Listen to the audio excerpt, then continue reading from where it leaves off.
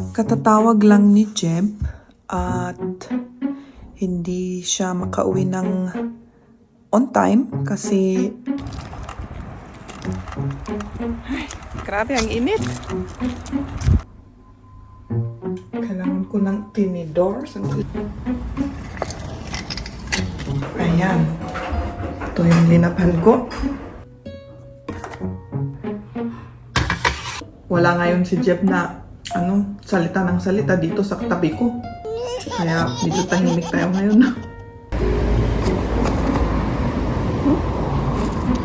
Ang daming kuton pala dito, kumakagat pa. Ano pa yan?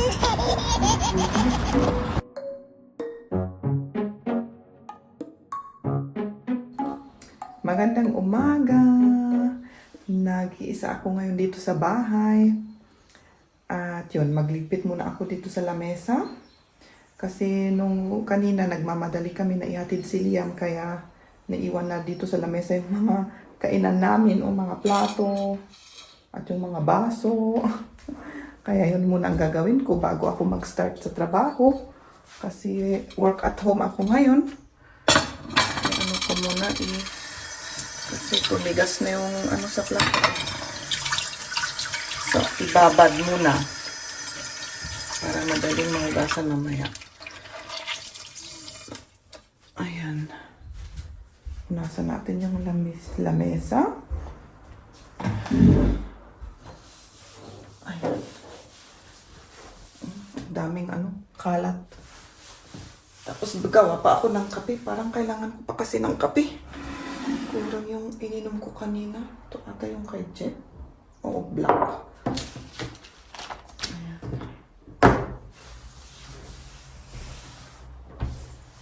So, kunin ko na ito.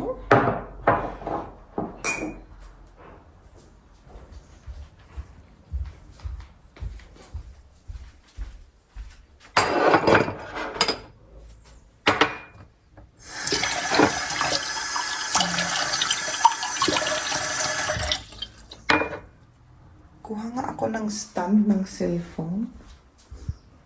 Anong tawag dito yung ito? Tawag ni Jeb pala dito, nakalimutan ko. Ewan. Tripod. Oh, yun pala, tripod pala. So, ganun ko na kayo dito. Para kita nyo yung mga ginagawa ko. So, ayan.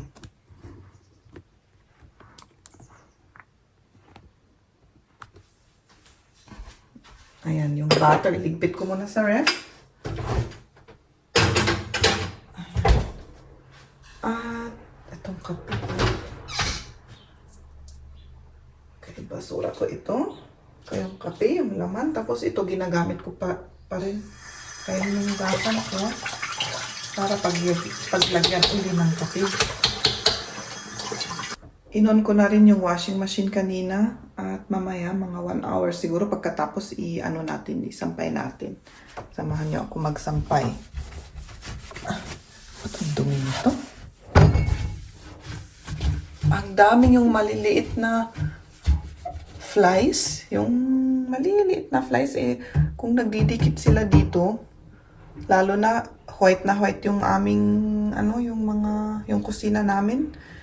Kung tumatay ang mga yun, kitang-kita yung mga spots nila. Maganda tignan, kaya palaging kailangan punasan. Oh, dito rin. Ayan. Punasan natin para malinis. Ayan, gawa na ako ng kape. Magkape na rin kayo dyan. Lagyan muna natin ng tubig. Ito, linalagyan ko ng kapeng fresh.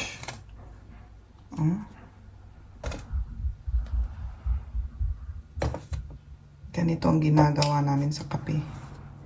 Si Jeb, itong instant ang ginagamit niya. Pero ako gusto ko yung fresh. Matrabaho kasi ito, kaya ayaw ni Jeb. Tapos tinakpan ko.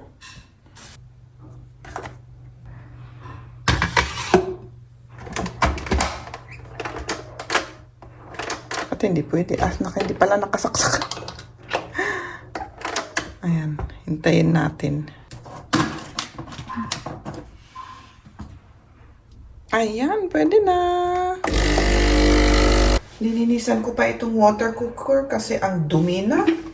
Ang dami na siyang kalk, kaya inano ko sa suka, pinakulo para maalis yung kalk. Ayan, malinis na naman. Oh. Grabe kasi ang kalk ng tubig dito.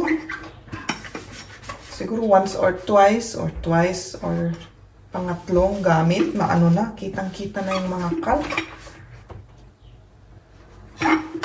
So.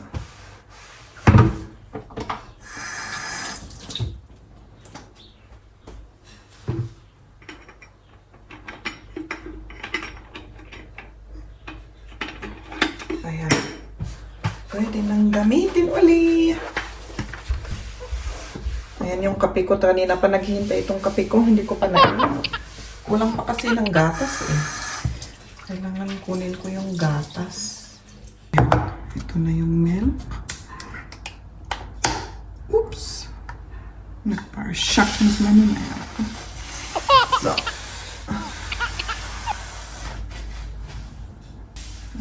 Ayos na yan. Kailangan i-ano ko muna. I-shake.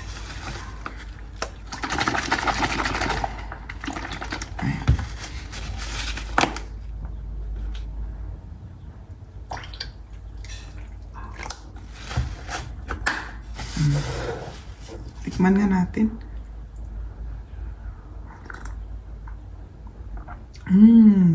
Sarap. Ayan, at yun, may kape na ako at mag-start na ako sa trabaho. Katatapos ko lang magtrabaho at nagsayang ako ng rice. At yung, yung linabhan ko, naghihintay na rin, kaya magbibilag na tayo. Ayan. Ito yung linabhan ko. At ibibilag natin sa balkon kasi mainit sa balkon para madaling matuyo.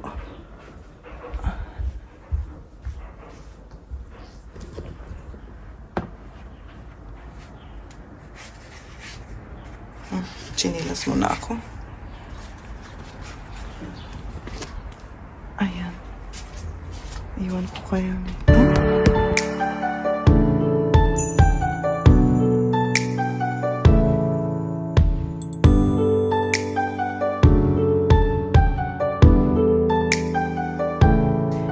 Ngayon, magluluto ako. Ito, lulutuin ko yung pechay kasi parang masisira na. Kung hindi ko nalutuin, baka masira na yan bukas. Sayang naman. At yun. I-pair ko siguro yung dilatang, yung dilatang fish. At yun. Mag-isa lang ako kasi sa bahay ngayon. Si Kamya nasa trabaho, si Jebrin at si Liam nandun sa camp. Doon na sila kakain. Kaya gumagawa lang ako ng aking kakainin. Oh, may na naman dito ng flies, yung ngilaw.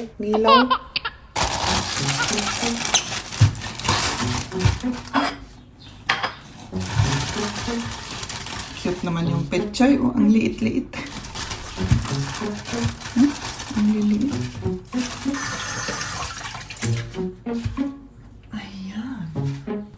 Cut natin yung sibuyas. Gisa natin. Ayan. Pwede na yung sibuyas. Lagay na natin yung pechay.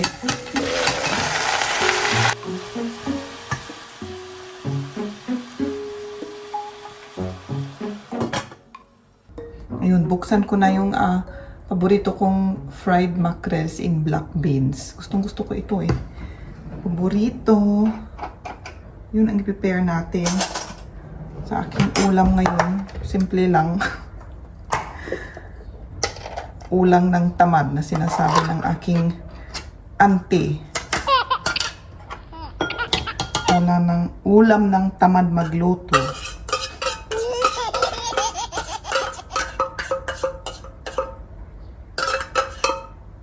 Ayan. Sarap. Sarap pa yung amoy, oh. At ito yung aking pechay. Oh! At ito na yung aking ulam. Samahan niyo ako kumain. Doon tayo sa lamesa. Ayan, kain na tayo. Samahan niyo ako ngayon. Para may kasama ako at may kasama rin kayo kung nag-iisa kayo dyan. At kain na po tayo. Gutom na ako. Anong oras na? 12:35 na. Oh.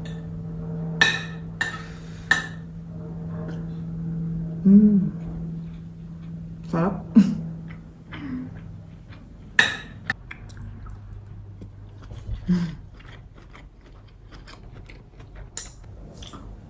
Wala ngayon si Jeb na salita ng salita dito sa tabi ko. Kaya medyo tahimik tayo ngayon. Parang gusto ko yung may sili. Asan yung sili ni Jeb? Ah, ito pala. Oh? Kita ba? Parang madilim, ano? Ayan. Gawa nga ako. Kailangan ko ng tinidor. Sandali lang.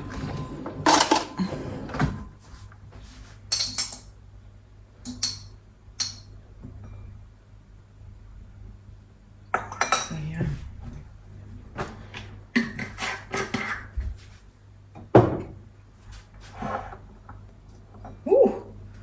Manghang ata ito. Parang...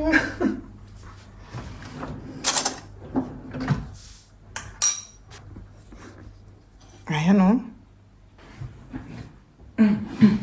Kain tayo na may sili. Tikman ko nga kung bagay dito.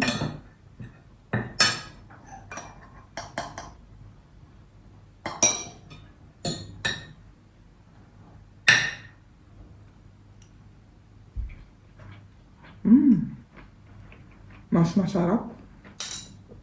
Mas masarap kapag may sili.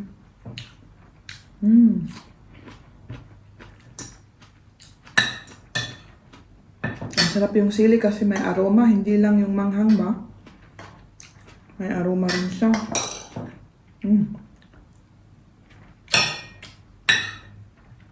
Kain na po. Katatawag lang ni Jeb at hindi siya makauwi ng on time kasi may in-order siya ata. Tapos hindi pa sila dumating kailangan maghintay siya doon yun, maiwan mo na siya. Kaya ako na lang mag-isa ang magsundo kay Liam at gagamitin ko yung roller. Mag-roller tayo. Samahan niyo ako. Ay, naka-prepare na ako. Itong bag na lang ang anuhin ko pa. Sandali. So, kailangan mag-backpack ako kasi nandito yung mga tubig at yung mga ibang kailangan. Ayan. Yung susi ko. Ano pa yung eye sunglass ko? Ayun. Pero punta tayo muna magbasura. Magbasura ng papel sa baba. Ayan. Ayan yung basura. Chinelas ako.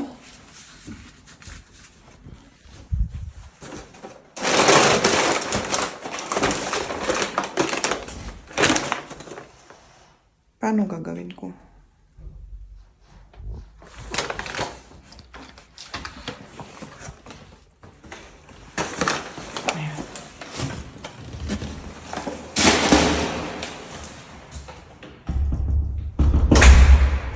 Lock natin yung door.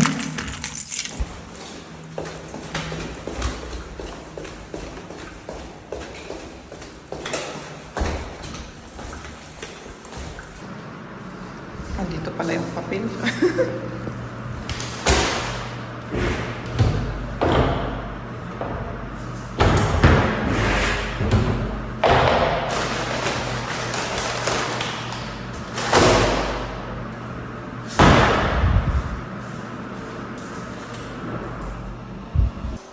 So, balik tayo at kunin natin yung roller na gagamitin ko.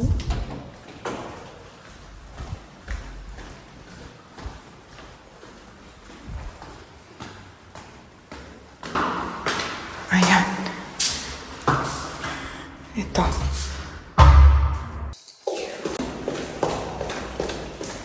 Ayan.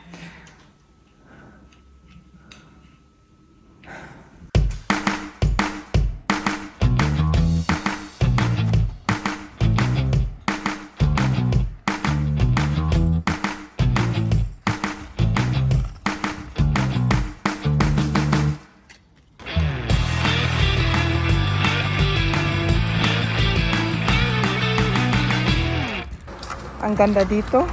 Maraming mga kahoy. May shade ako. Nag-roller ako siguro ng mga 3 kilometers hanggang doon.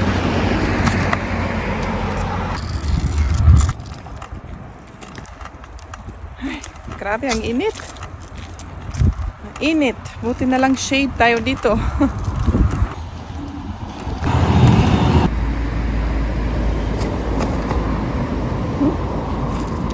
Ang daming kuton pala dito, kumakagat pa. Ano pa yan? Ayan. Ay, sandali. Taas ko muna yung shades para makita nyo ako ng husto. Uy. S. 9. Okay. Okay. Kasama ko na si Liam. Nasundo ko na siya. Ayan. At bumili pa kami ng yung kanyang kakainin kasi gutom na siya. Yun, kumakain. At pauwi na kami.